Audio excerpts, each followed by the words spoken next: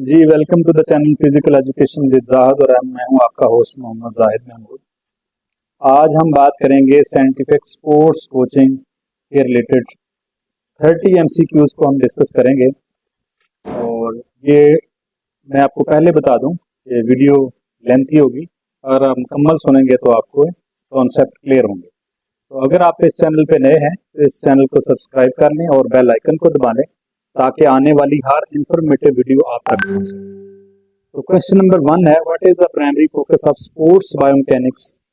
कि sports biomechanics का बुनियादी मकसद क्या है, तो है मूवमेंट एनालिसिस। तो आपको पता है बायोमैकेनिक्स के अंदर हम जो मैकेनिकली एनालिसिस करते हैं लिविंग ऑर्गेनिज्म का, तो हरकत करती हुई चीजें किस तरह हरकत करती हैं, उनकी हरकत को कैसे बेहतर किया जा सकता है। और पता है आपको पूरी की पूरी स्पोर्ट जो है वो मूवमेंट के ऊपर ही मबनी है, यानी चलना फिरना भागना दौड़ना, जो भी आप गेम स्पोर्ट्स लगा लें तो उसके अंदर मूवमेंट मस्ट है। Which principle explain the body's adaptation to progressive increasing stress.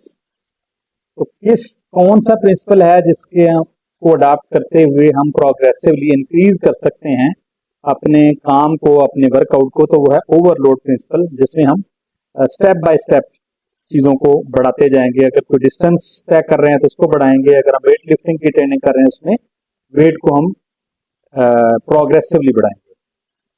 Question number 3 है, what does VO2 max measure. VO2 max किस चीज को मेजर करता है? मैक्सिमम ऑक्सीजन अपटेक को मेजर करने के लिए हम जो टेस्ट कंडक्ट करते हैं उस कॉल्ड VO2 max।